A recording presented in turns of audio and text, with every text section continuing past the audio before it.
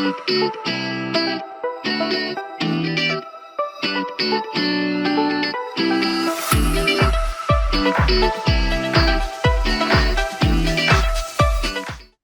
influenced do you think you are by branding? In other words, does it help you decide where you're eating? Does it help you decide what clothes you buy, what cars you drive, or even what phone you use? There's research that says it does, and it does in a big way. And we are going to address that at the quarterly meeting this winter for the Global Supply Chain Marketing Summit. And I am excited to get ready to help you with what that is and how we can do something about it.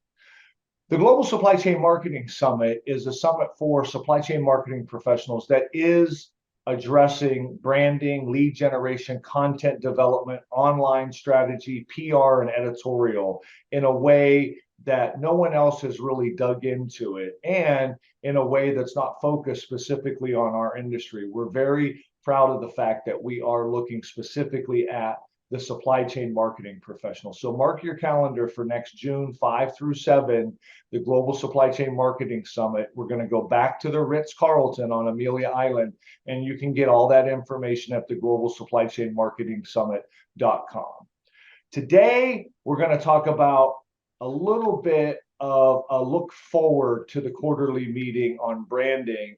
And I want to bring in our presenter, the founder and owner of C-Level Marketing Agency, Allison Conway, to give us a little bit of a teaser, if you will, on what we're going to do in the winter. Allison, welcome.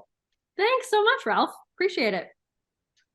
So right now, one of the things I think I would love for this audience to know is, what is it that we're going to hear in this quarterly meeting that's going to help us as branding professionals in the supply chain space, that's truly going to allow us to be equipped going into 24 when everybody's trying to do what they can to tick up in the business according to what everybody's telling us is coming in the way of financial and business opportunities in 2024?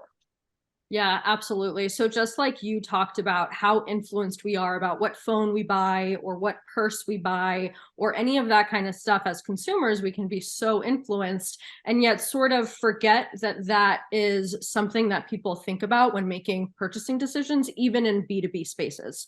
So your brand is the personality of your business. It is your curb appeal. It's the difference between a Holiday Inn Express and a Four Seasons resort, or rather a Ritz-Carlton. Which is why we picked it, by the way. Exactly. But when you walk into those spaces, the people who design the Ritz-Carltons or the Four Seasons of the world, they know exactly what they're doing when you walk into that lobby. They are getting your brains primed and eager to spend money in and around that space. As opposed to if you stay at a Holiday Inn Express, it's probably because you're on a road trip with your family and you need somewhere to crash for the night. Right. And one of the things that I have found over the 3+ decades I've been in this space, in some way in the marketing area for much of it, is how influenced we are as consumers.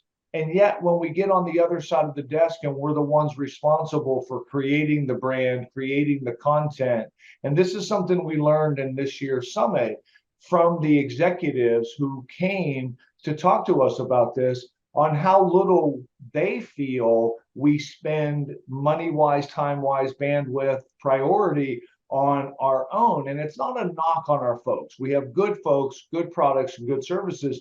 It's just that it doesn't feel like we put the same emphasis on it when we're the ones responsible for getting that familiarity out there. And I would just ask you, what is it that you think is the juxtaposition between the consumer and the marketing professional, and the difference in how that works?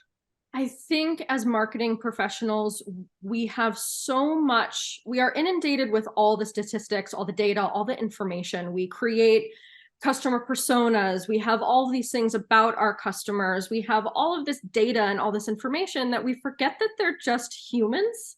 Yeah. making decisions for their lives, for their families, for their businesses, their companies, etc. So we have all of this stuff going on in our heads. And as consumers, of course, we know, we were just having a conversation offline about iPhone versus Android and how much of it is influenced by the way that Apple markets to us. And we forget that those B2B purchasing decisions are just as emotional and influenceable as the phone that you choose to purchase. And you know what? We're going to pound on that. That's where we're going to leave it, is because I believe that's the crux of what we're talking about, is that at the end of the day, what we heard from the executives in June, what we're going to continue to hear, and thank you for helping us to maybe better understand it, is people still buy emotionally, they still justify intellectually, and it doesn't matter if it's a $500 mobile device or a $1 million software package for the supply chain. It still has emotion involved in how that is purchased. And we've talked about this too. I would actually argue that B2B purchasing decisions are often even more emotional than B2C purchasing decisions. You could walk into, let's say, a Nordstrom and buy a pair of sneakers as your everyday, walking around shoe. And that's, you might spend $100 or whatever on that. Whereas $1 million or even a $10 million contract in your business could be make or break in your business. And well, and the executives said that, Allison. They said, look, guys, and they were talking to our audience, these are career breaking and career making decisions. You've got to help us be more confident. And the way you do that is through your brand and through your content. Exactly. Yes. So we will talk about that. We will help them with it. We will cover a great deal of ground in the quarterly meeting, up to and additionally, even getting some people who are brave enough to give us some of their branding. And you're going to walk them through a little bit of an audit, if you will. Yeah, exactly. So in this quarterly, we're going to basically talk about how to get your audience to have a crush on you. Yeah. And a couple of people that are brave enough, hopefully we get a couple that are willing to share, we'll walk you through what your current branding looks like and what mistakes you might be making in that emotional connection with your clients. And then some things that you can do to get your audience to have a big crush on you. I love it because it goes right to that emotion we were talking about. Exactly. Well, thank you so much for that. And look, we will put on this interview the dates, the URL to register for the quarterly meeting. You'll have everything you need. So please be on the lookout for that. And in the meantime, Allison, thank you so much for your time. We appreciate you. Of course. Thank you, Ralph.